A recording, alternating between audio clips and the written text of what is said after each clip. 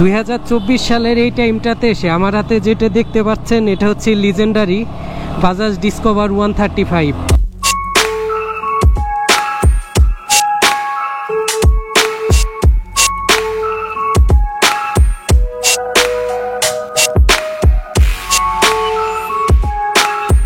তো এই টাইমটাতে এসে এই বাইকটা কিনতে কেমন কি টাকা খরচ হবে বা এই বাইকটা কিনলে কত টাকার কাজকর্ম করাতে হতে পারে, এই সব বিষয় নিয়েই থাকছে আমার আজকের ভিডিও। আসসালামু আলাইকুম, আশা করি সবাই সুস্থই আছেন। আর এই বাইকটা আমাকে অ্যারেঞ্জ করে দিছে হচ্ছে নিউটানের আসিফ ভাই। আপনারা যারা পুরাতন বাইক ক্রয় বিক্রয় অথবা এক্সচেঞ্জ করতে চান তারা সরাসরি নিউটানে যোগাযোগ করতে পারেন। বাইকটার দাম নিয়ে আলোচনা করার আগে 2024 সালে এসে এত পুরাতন একটা বাইক, সেটার ইঞ্জিনের কি অবস্থা সেটা চলেন একটু দেখি।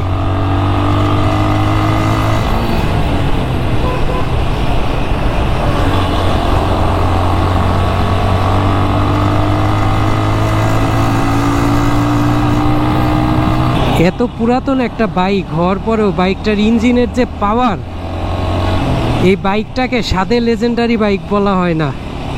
বাইকটার পাওয়ার এত বছর পরে এসে অসাধারণ আছে। তো 2024 সালে এসে এই বাইকটার কি আউটলুক আছে বা কি কন্ডিশন আছে সেটা চলেন একটু দেখে নেন।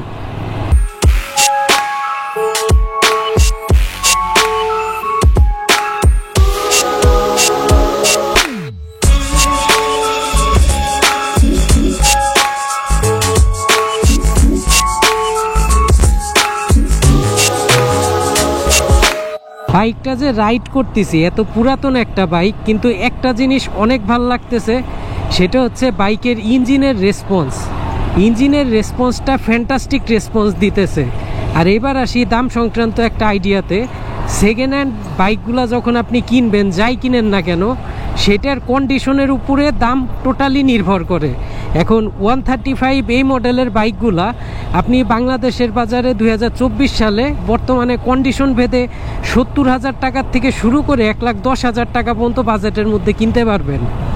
তবে একটা জিনিস মনে রাখবেন, সেকেন্ড হ্যান্ড বাইক যখন আপনি কম দামে কিনবেন, সেটা আপনার মতো করে নিতে আপনার খরচটা কিন্তু বেশি যাবে।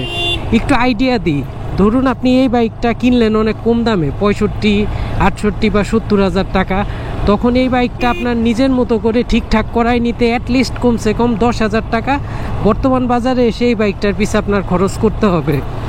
বাট আপনি যদি দ্বিধায় থাকেন যে 2024 সালে সেই বাইকটা কিনলে লস হবে কি না, আমি বলবো না।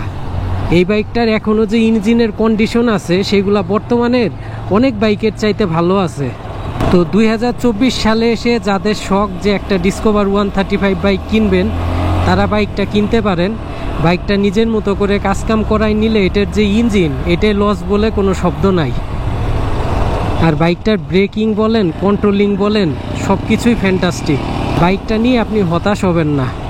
আপনাদের যদি সেকেন্ড হ্যান্ড বাইক কেনা বা যে কোনো বাইক সংক্রান্ত যে কোনো ব্যাপারে কোনো কোশ্চেন থাকে, সেটা সরাসরি আমাকে কমেন্ট করতে পারেন। কমেন্টে যোগাযোগ করে আমি চেষ্টা করব আপনাদের যে সমস্যাগুলো, সেই সমস্যাগুলো সমাধান দিতে।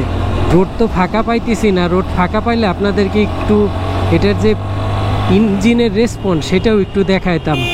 এই দেখেন, বাইকটা যদি আপনি টান দেন, টান দিয়েও মাত্র বাইকটা 80-তে যাইতে টাইম নেয় না। যথেষ্ট ভালো রেসপন্স, ব্রেকটাও ফ্যান্টাস্টিক। এত পুরাতন একটা বাইক হওয়ার পরেও মজার একটা ব্যাপার কি জানেন, এটাতে কিন্তু দুইটা মুড আছে।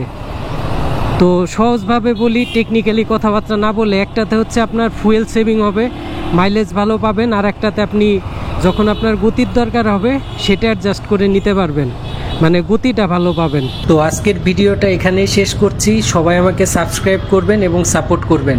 আসসালামু আলাইকুম।